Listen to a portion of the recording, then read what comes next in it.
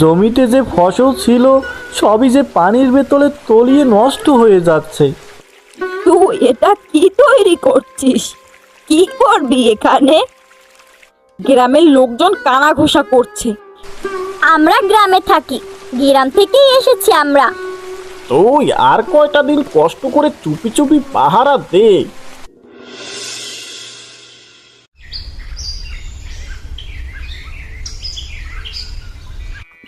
আকাশ মেঘলা হয়ে আছে, যেন প্রচন্ড ঝড় বন্যার পূর্বাভাস।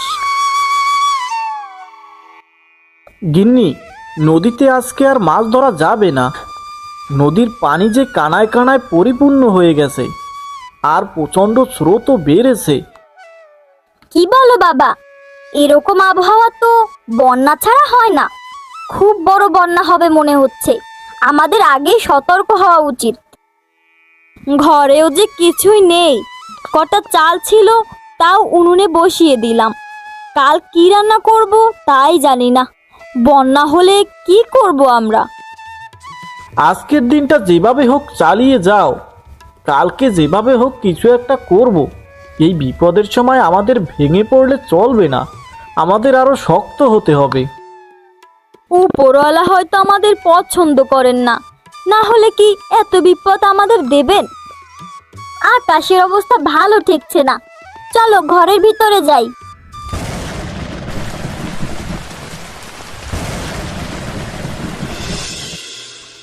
পরদিন বন্যা থেমে যায়, কিন্তু সারা গ্রাম পানির নিচে তলিয়ে যায়।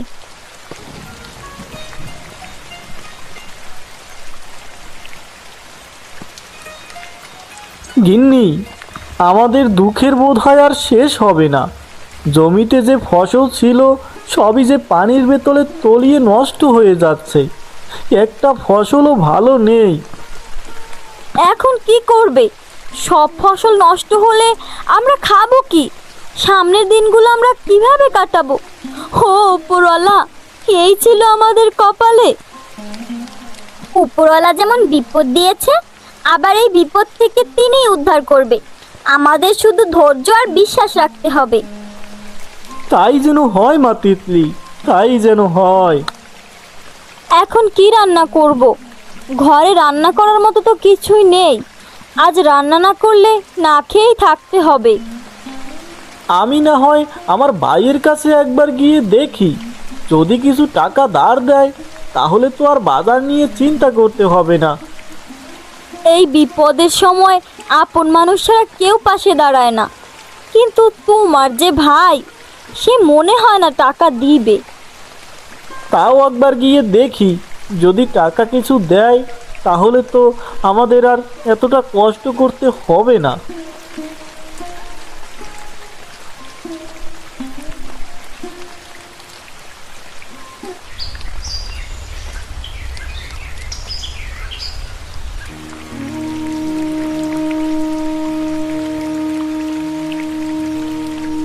এই সময় হঠাৎ করে তুই আমার বাড়িতে?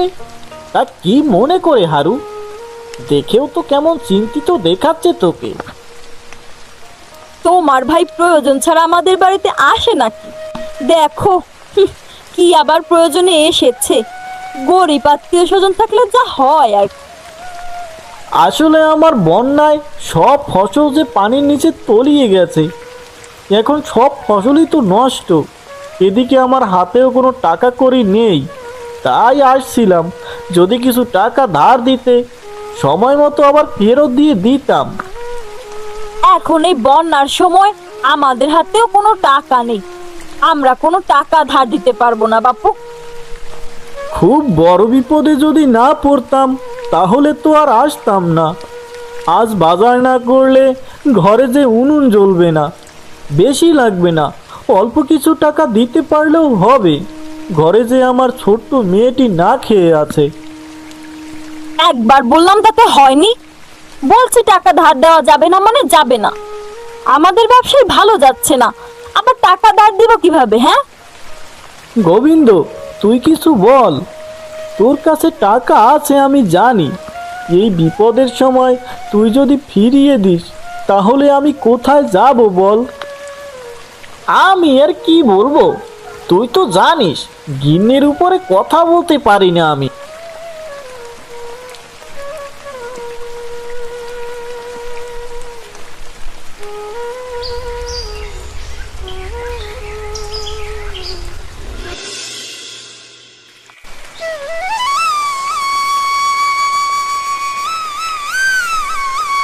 এই রে হারু, এই বন্যার মধ্যে আমার কাছে এসেছিস?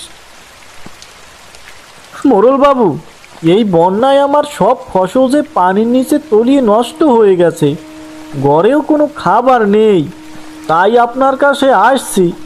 যদি কিছু টাকা ধার দিতেন তাহলে ঘরে উনুন জ্বলতো। এই মুহূর্তে আমার কাছে কোনো টাকা কড়ি নেই রে, টাকা কড়ি তো সব ব্যবসায় খাটানো, তাই টাকা আমি দিতে পারবো না। তবে তোকে কিছু চাল ডাল দিচ্ছি, দাঁড়া।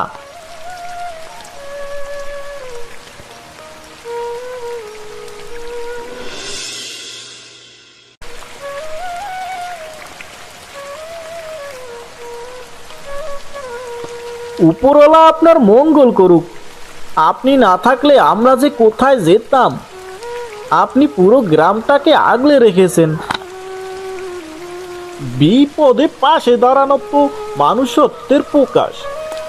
আমার সামর্থ্য আছে তাই আমি পাশে দাঁড়ানোর চেষ্টা করি, এই আর কি। ধন্যবাদ মোড়ল বাবু, এই বিপদের সময় আপনি আমার পাশে দাঁড়িয়েছেন। সারা জীবন আপনার কাছে কৃতজ্ঞ থাকবো আমি।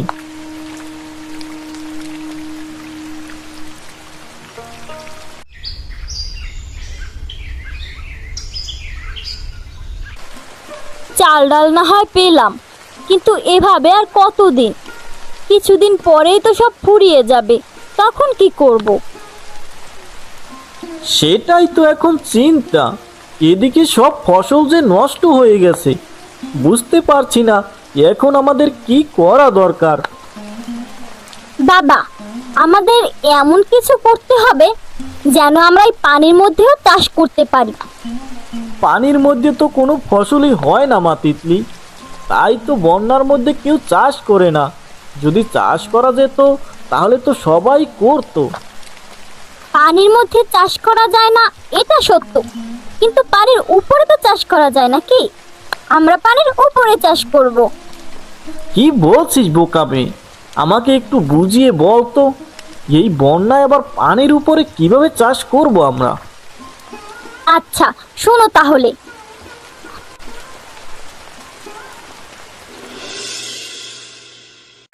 তিতলির বুদ্ধিমতো হারু ঝুলন্ত মাচা তৈরি করে ফসল চাষ করার জন্য।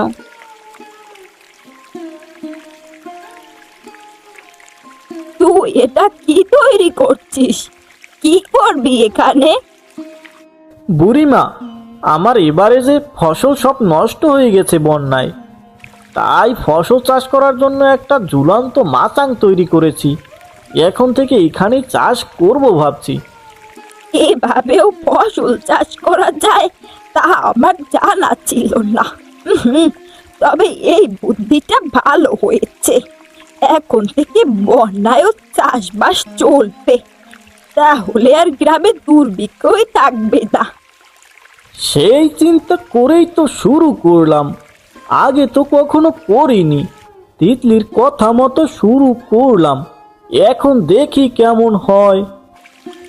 তুই তো ভালো কিছুই করার চেষ্টা করছিস, কিন্তু গ্রামের মানুষ সেটা বুঝবে না। তোকে নিয়ে আরো উল্টো পাল্টা কথা ছড়াবে। কে কি বলবে সেটা ভেবে বসে থাকলে তো কাজ হবে না, চেষ্টা করতেই হবে। একবার যখন শুরু করেছি, সাফল্য এখান থেকে আনতেই হবে আমাকে।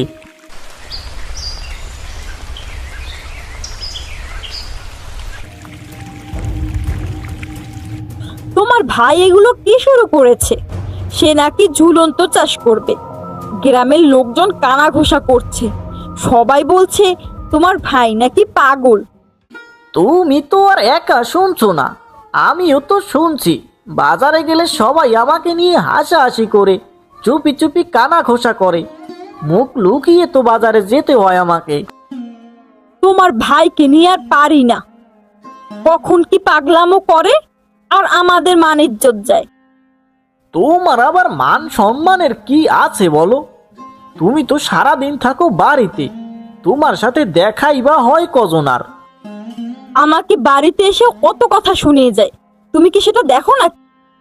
তুমি যদি টাকা ধার দিতে তাহলে তো আর এই পাগলামোটা করতো না। এখন যা করার করুক, সেটা নিয়ে আমরা না ভাবলেও পারি। অমনি অমনি আমার দোষ হয়ে গেল না? ওই গরিবদের টাকা ধার দিলে টাকা কি আর ফেরত দিবে নাকি? না দিয়ে ভালোই করেছি।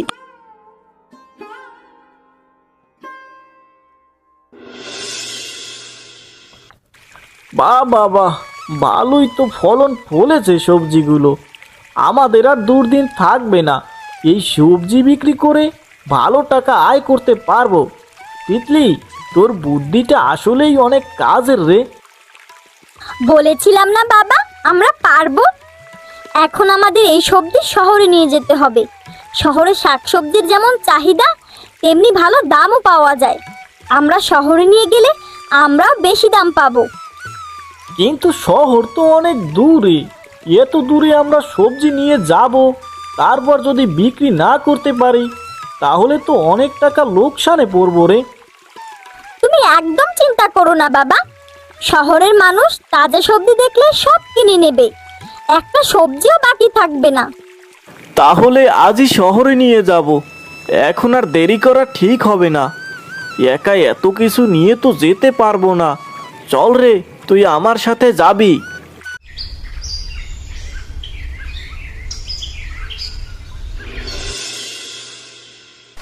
তারপর হারু আর তিতলি সবজি নিয়ে শহরের দিকে রওনা দেয়।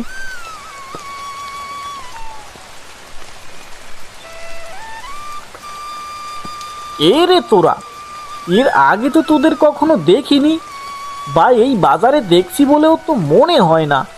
নতুন এসেছিস বুঝি? আমরা গ্রামে থাকি, গ্রাম থেকেই এসেছি আমরা। সব সবজি আমাদের চাষে, একদম তাজা তাজা। কোনটা দিব বলেন? তোরা যদি আমার কাছে বিক্রি করো তাহলে আমি পাইকারি নিতে চাই, ভালো দাম দেব। দেখ আমার কাছে পাইকারি বিক্রি করবে কিনা, যদি করো তাহলে বল। সেটা তো খুবই ভালো হয়, আমরা তো বিক্রি করতেই এসেছি। পাইকারি দিতে পারলে তো আরো ভালো, আমাদের বসে থাকতে হবে না আর। আপনার মেয়েটা তো বেশ ভালোই চঞ্চল আছে, সব কিছু বুঝে দেখছি। মেয়েটার কথাতেই যে শহরে এসেছি। কেনা বেচা আমার মেয়ে তিতলি ভালো বুঝবে, আমি এত ভালো বুঝি না বাপু। আচ্ছা আচ্ছা, তাহলে এই কথাই রইল। আমি আপনার থেকে পাইকারি প্রতি সপ্তাহে নেব। প্রতি সপ্তাহে সকাল সকাল আমাকে এসে দিয়ে যাবেন, সব সবজি আমি কিনে রেখে দিব।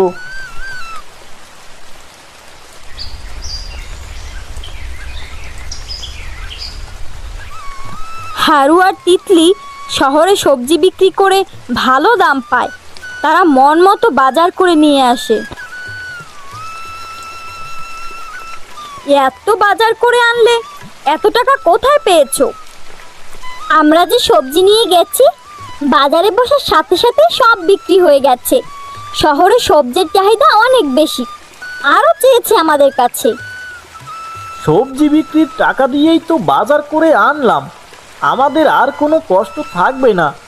অবশেষে উপরওয়ালা মুখ তুলে তাকালেন। অনেক বড় চিন্তা থেকে বাঁচলাম। এই বন্যায় আর আমাদের চিন্তা করতে হবে না, উপরওয়ালা আমাদের দিকে মুখ তুলে চেয়েছেন। এখন থেকে আর বন্যায় বসে থাকতে হবে না, আমরা ঝুলন্ত সবজি চাষ করব। অন্যদিকে গোবিন্দর ব্যবসা ভালো যাচ্ছে না। একদিকে তোমার ভাই হারু সবজি চাষ করে শহরে নিয়ে বিক্রি করছে, ভালোই টাকা কামাই করছে, আর এদিকে তুমি সারাদিন বসে বসে খাচ্ছ। দেখছই তো, বন্যার মধ্যে ব্যবসা তো ভালো যাচ্ছে না। কোথায় একটু সাহস দিবে তা না, আরো তিরস্কার করছো তুমি।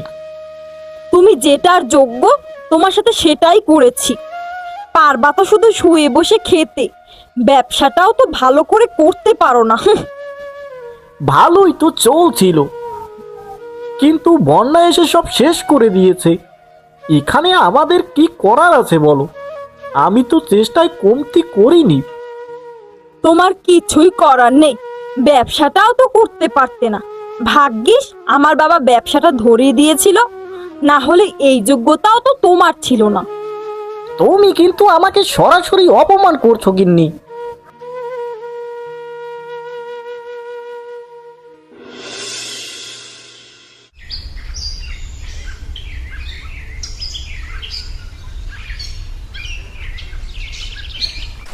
হায় হায় হায় হায় হায়, আমার সব সবজি কেটে ফেলে দিয়েছে।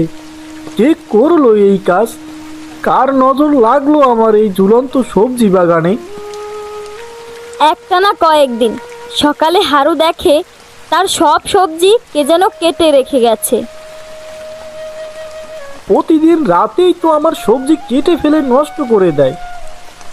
আমার এই রকম ক্ষতি কে করে কিছুই তো বুঝতে পারতেছি না। বুঝতে পারছি না কার এমন কুনজর পড়লো। আমরা তো কারো ক্ষতি করিনি, আমাদের সাথে কেন এমন হয়? দেখো বাবা, যদি চোর হতো তাহলে সবজি চুরি করে নিয়ে যেত, কিন্তু সবজি তো চুরি করেনি। তার মানে এটা কোনো চোরের কাজ না, আমাদের আশেপাশেরই কারো কাজ হবে। এখন কি করব সেটাই তো বুঝতে পারছি না। কয়েকদিন রাতে পাহারা দিয়েও তো দেখলাম, তাও তো ধরতে পারছি না এই চোরকে। তুমি বরং মোড়ল বাবুকে একবার ঘটনাটা জানাও, দেখো সে কি পরামর্শ দেন। তিনিই তো গ্রামের কর্তা, একবার অবশ্যই তাকে জানানো উচিত। তিনি এই গ্রামের মোড়ল, তাকে একবার ঘটনাটা না জানালে পরে হিতে বিপরীত হয়ে যেতে পারে। তুমি মোড়ল বাবুকে সব খুলে বলো।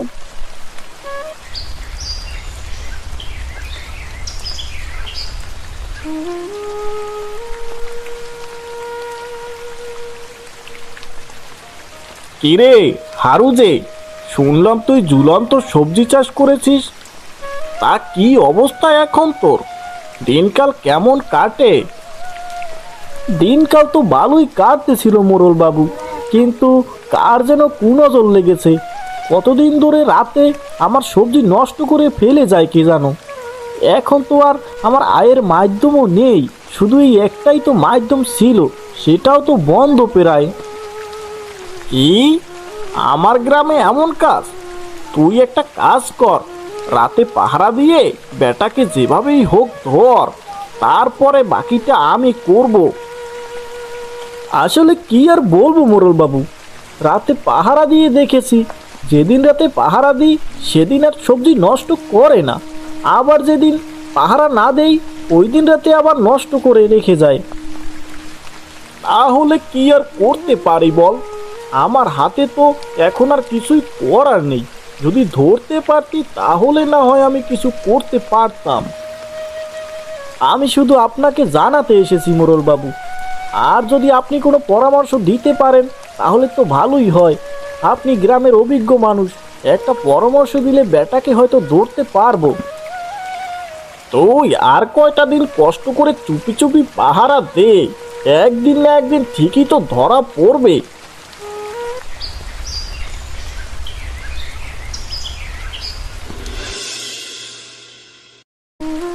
মোড়লের কাছে গিয়েও তো কোনো লাভ হলো না।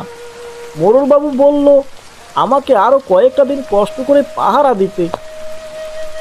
পাহারা দিয়ে তো দেখলে, যেদিন রাতে পাহারা দাও সেদিন আর সবজি নষ্ট করতে আসে না। এই যে করব কিছুই তো বুঝতে পারছি না গিন্নি, কেন আমাদের সাথে এমন হয়? ও উপরালা, আমাদের সুখ কি তোমার পছন্দ হয় না? বাবা, আমার কাছে একটা ভালো বুদ্ধি আছে, শোনো।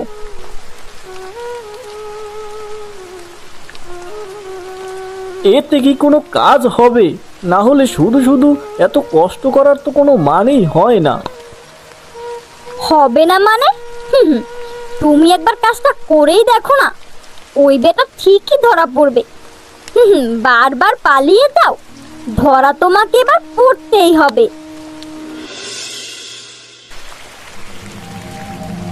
বাঁচাও বাঁচাও, কে আছো, আমাকে বাঁচাও। গোবিন্দ ভাই, তা তুই তুই যে আমার এমন সর্বনাশ করবি তা তো আমি কখনো ভাবতেও পারিনি। যাদের বন্ধু ভাবতাম তারাই এখন দেখছি আমাদের শত্রু। শেষে কিনা এত বড় ক্ষতি করেছে তোমারই আপন ভাই, এ আমি কি দেখছি? তোর এমনটা করার কি দরকার ছিল বল? তুই যদি আমাকে বলতি তাহলে তো তুই আর আমি একসাথেই সবজি চাষ করে বিক্রি করতে পারতাম। আমার ভুল হয়ে গেছে। আসলে এই বন্যায় আমার ব্যবসাটা ভালো যাচ্ছে না, লোকসানে টানাটানি হচ্ছে। আর এদিকে আমার ভাই সে কিনা এত বড় লোক হয়ে যাচ্ছে, তাই হিংসের বশে আমি এমনটা করেছি। আমি আর কখনো করব না। তাই বলে এমন জঘন্য কাজ করার আগে একটা বারও তোমার বিবেকে বাধা দিল না? আমার ভুল হয়ে গেছে, আমি আর কখনোই এমনটা করব না। এবারের মতো আমাকে মাফ করে দিন। আমি কথা দিচ্ছি এমন ভুল আমার আর কোনো দিনই হবে না। গোবিন্দ কাকা তার ভুল বুঝতে পেরেছে। আমাদের উচিত তাকে ক্ষমা করে দিয়ে আরেকবার সুযোগ দেয়া। তিতলি ঠিকই বলেছে, আমাদের উচিত দাদাকে ক্ষমা করে দেওয়া। আর যেহেতু গোবিন্দ দাদার ব্যবসা খারাপ যাচ্ছে, তাই এই বন্যার কয়টা দিন না হয় আমার সাথেই ব্যবসা করবে।